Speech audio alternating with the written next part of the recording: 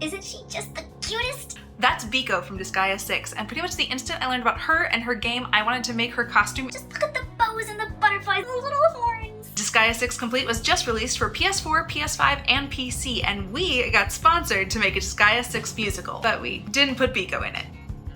This is a fantastic game full of some elaborate and wonderful costumes, so let me show you what I did get to make. We'll start with our main hero, Zed, the punky zombie of our nightmares? I bought a hoodie the exact same color as the blood of my enemies and decided that I hated sleeves. If you can only find a crimson, scarlet, or flaming vermilion ruby hoodie, that's okay. Just keep it on theme. I also split the hood right down the middle because statistically store-bought hoods are only about 20% dramatic when I prefer to hover around 2,578%. Seriously, it's like they think we only want to cover our heads, not sit in a shadowy corner somewhere moodily planning a combination jailbreak sword battle epic heist. Anyway, I tore out the seam on one of the sleeves so I could lay it flat and cut out this rectangle, but don't ask me why. I know it ended up being a triangle and I have no memory of this step.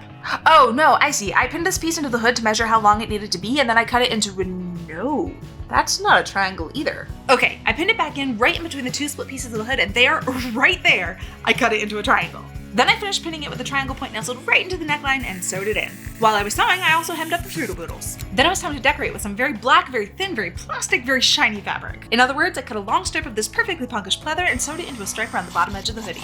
Then I cut 2 more long strips, folded them in half, and sewed a straight line at the edges to abracadabra them into 90-degree corners. Then sewed on a diagonal line to alakazam them into 90-degree corners in the middle. Then I pinned those stripes onto the hoodie like little arrows pointing at the Frugal Boodles. Very helpful for anyone who's been wondering what a Frugal Boodle is for the last 20 seconds. For anyone wondering why I don't just call them armholes. It's a long story, but I think if you say the word armhole 20 times in a row, you'll understand, or at least forget what your question was. After I sewed those down, I cut one more black stripe about twice as wide as the others and used it to practice writing in cuneiform. If you just laughed, you can pick up your nerd credentials in the comments. Or your time traveler's ID. I used my markings to cut alternating big and little spikes all the way across, and then I pinned it all the way around the inside edge of the hood and sewed it in place.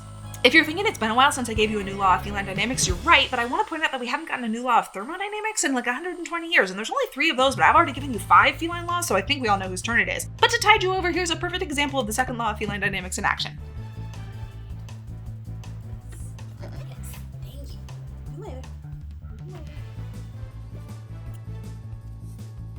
Anyway, I flipped the spikes around to the outside of the hood. They looked at least 300% better there. Pinned them in place one more time and stitched very carefully around each spike. Now Zed also has some sort of scarf or tail so that he looks extra dramatic when he flies through the air in a massive attack. So I just took the other sleeve, cut it into as many strips as possible, laid them out into 2 magnificently patchwork strips, and sewed them together. I pinned them to the back of the neck, stitched them down, and Zed said he was done.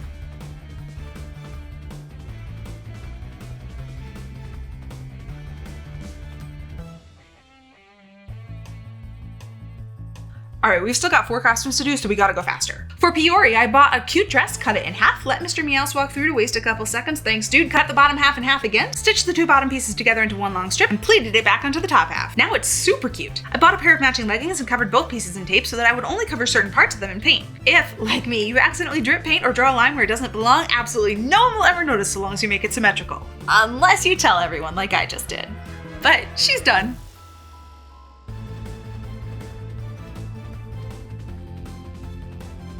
Okay, we can probably slow down a little bit. Take a breather. Roll out the red carpet for Mr. Meowth. Actually, nope, that's the fabric for Misedor's coat, and we really should keep moving. I shouldn't lie to you. I'm sorry. I had a pretty perfect pattern for this, but I'd never used it before, so when I cut out the paper pieces, I realized 2 things. 1, coats for men over 6 feet tall are big-ish, a little hugely, and 2, I did not have enough fabric to cut them out the way I was supposed to. So, since it was physically impossible to follow the pattern's instructions, I decided I wasn't going to read them at all, and I cut out the pieces however I felt like, which meant cutting the bottom of one piece out down here, and the top half up there, and I'm not going to explain anything else about that, so just understand that it worked perfectly. Oh yeah.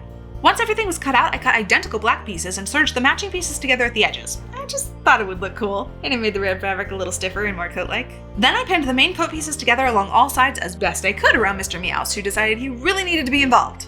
Or supervise. Or get in my way as much as possible, which was a lot because he's really good at it. I sewed all the pieces together into 1 large coat piece, but didn't sew the shoulders so that it could still lay roughly flat while I decorated. I wanted to add stripes. I found this really lush looking velvet and it's already in stripes, so I don't have to measure a single thing. I just cut out each individual stripe, very methodically. The first time I saw this fabric, I just thought it screamed old world royalty, and I really had a fun time getting to make this coat as luxe and regal as possible. The first time my mom saw this fabric, she said it looked like our old couch from the 1970s. I guess we had a regal couch. Can we say that makes me a princess?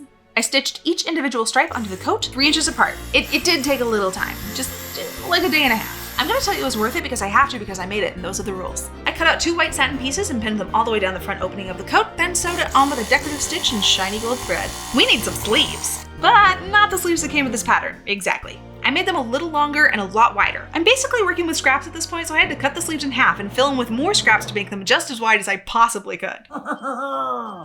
Is this you saying that you're very interested in my work?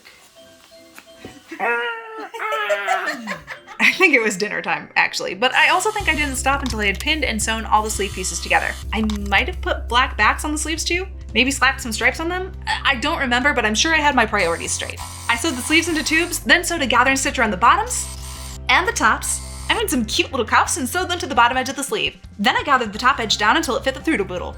Pinned it in nice and securely, then sewed it on. I don't think my mannequin has the shoulders for this coat, and I don't think I quite got that Henry VIII puff that I was aiming for, but it's magnificent and I'm really happy. Now I just have to fit the other sleeve in. Or convince Mr. Meows to wear it as a cape. Did you get your legs through there? One leg. You got one leg through there. All right, let's help you. Okay, when I was done with my shenanigans is not a word. I did put the sleeve on and pulled out some fake white fur. I've had this stuff waiting around since our first Mr. Hop song. I bought it by mistake, had no idea it had this pattern in the fur, which would have looked really weird on an evil bunny, but it's perfect for a king's collar. I cut it out, making it a little rounder than the pattern intended, cut out an identical black piece, and pinned them together with the fur tucked to the inside. I sewed it, flipped it inside out, and tried it on the coat. Could have been fluffier, but you know, everything could be. You know how sometimes when you're putting things together, you have that one random piece at the end that you just have no idea where it goes? That's what this is. It says it's a facing, so I used it to help sew on the collar, but I didn't read those instructions, so I have no idea what it was actually supposed to do. And I probably never will. I made armor, a shirt, a pair of pants, and a crown to go with this coat. But I didn't modify the patterns at all because I didn't have time to get into trouble, and I don't think we have time to show it either, so I am done.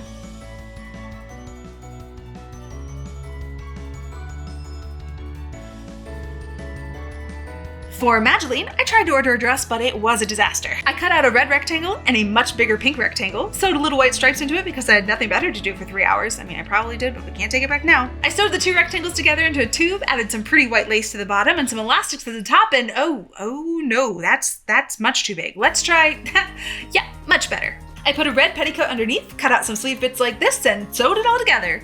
Twirl!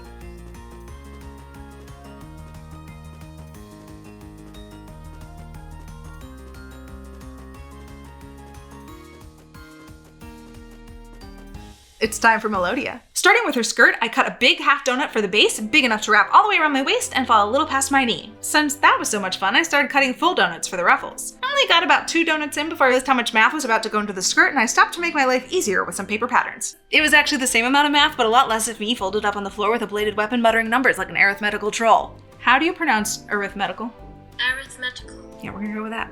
I needed 6 ruffles and 5 donuts for each ruffle, and each ruffle needed to be a different width and a different length depending on where it was stacked on the base. So that's 2 times pi, divide by 5, multiply the radius, carry the 12, subtract 3, cut 30 donuts, wish you were eating donuts instead, and yep, there we go. I actually only got 13 donuts in before I had cut my fabric down to a ridiculous pile of tiny scraps, not so tiny scraps, and a completely useless stack of circles that I'm saving anyway. So I had to go back to the store for more. I couldn't get the exact same fabric because I bought everything they had of it the first time around, but I thought I got a pretty good match. As you can see, it looks white here, it looks white in daylight, it looks white next to my very white cat. If only it looked white under black lights. 17 donuts and a tiny eternity later, I had everything cut out, so I sliced each donut open and pinned them together end to end into their respective ruffles. Some of them were very long.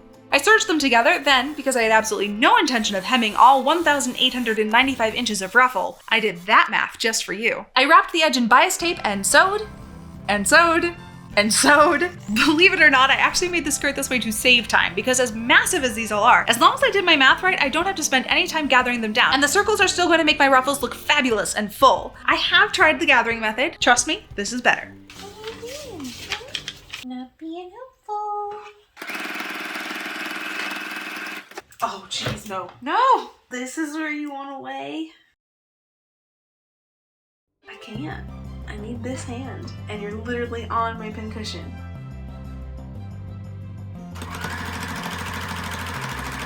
This is so suboptimal, my friend. And I sewed, and I sewed, and you get it, I sewed a lot. Before I added the bias tape to the last ruffle, I stopped and drew a bat so that I could draw a couple dozen bats on the ruffle with this pen. This is a bit of a magic pen, not because it writes that easily on fabric, it actually takes some practice because fabric is wiggly. But after you've scribbled to your heart's content, you can just iron it away, like magic. If you freeze it, the scribbles do come right back, also like magic, but I've never run out of space and needed to store a costume in my freezer, so I drew bats all along the bottom ruffle. Slanty bats and sideways bats and backward bats, just however I felt until it looked decently full. Then I put it in my sewing machine and stitched zigzags on top of all the pen lines. Was this scene in any shot of our musical? No, I really don't think it was. Was it a giant waste of my time? I will let you decide that because I have investment bias. I ironed away all the pen lines, added the bias tape, then pinned it to the bottom edge of the big half donut base. I serged it into place. I always forget how fast my serger works. And I'd say we're more than halfway done. Thank goodness, right? Like, we've all been sitting here for a while, and I'm sure you all have something else you needed to do today, like wash your plants or water your fish. I don't know what's a normal thing to do with your day, but I do know that if you tell someone I gotta go home and sew 31 donuts together, that's not normal. But I've told my sister things like that too many times for her to make a face at me anymore, which does make me a little bit sad. The rest of the ruffles were a slightly repetitive process of measuring out and marking where the next ruffle went, and then pinning every square inch of that ruffle in place so that it wouldn't slip the tiniest bit when I picked it all up and wrangled it through my sewing machine. Note that I said wrangled without any gritted teeth because A, I have done so much worse. And B, while I was a little disappointed with my fabric choice on this project because it didn't really have the body or the floof that I was envisioning, the fact that it just kind of laid around like the laziest cloth you've ever seen actually made it pretty easy to sew together, even though I was literally working with 12 yards worth of donuts by the end of this. I cut out a long rectangle for the waistband and sewed that to the top, folded it over and sewed it down again so that all the raw edges were locked up tight inside, attached hooks and eyes, and then I did the obvious thing. This. Which was obviously me testing to see that it was secure. Yeah, I don't think that's going anywhere. I still needed a top and sleeves. I bought this white bodysuit and marked 3 key points around the chest with pins before adding a confusing constellation of other pins. If you don't know what's going on, I didn't either, but I still cut a weird zigzagging line between the pins and it worked out fine, so clearly confidence is more important than anything else in this case. I pinned what was left of the white bodysuit to a me-colored bodysuit, then tried it on to see how it looked with the skirt and if anything was lopsided or ugly. Thankfully, nothing was, so I just sewed all the way around the white zigzags with a zigzag stitch. It makes me so happy that's a technical term. If I'd had time, I would have also drawn some bats onto the bodice here, and I'm kind of sad that I used that time to put the bottom bats on instead of the bodice bats, but I told you I'd let you decide whether I did something wrong there. So since none of you used your time machines to stop me from doing the bottom bats, there's an old saying where I come from that goes, you always have time for 3 more donuts. So I bought more fabric and cut out 3 more donuts. What? I need them for the sleeves. I cut each one in half, then also cut out 2 large rectangles about the size of my upper arms, which will make perfect sense as soon as you see where they go. I drew tiny bats all over the top half of the rectangles, stitched over them in zigzags, and okay,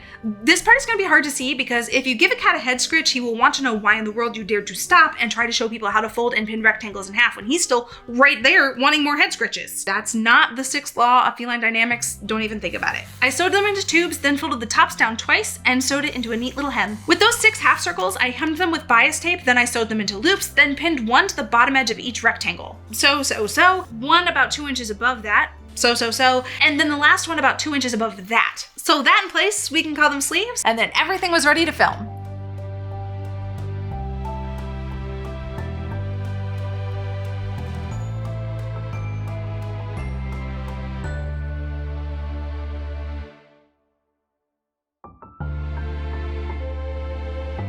Thank you so much for watching. You know the drill. Check out the musical there, watch more stuff I make there, and of course, don't forget to check out Disgaea 6 Complete, available now. Beard salute! Woo!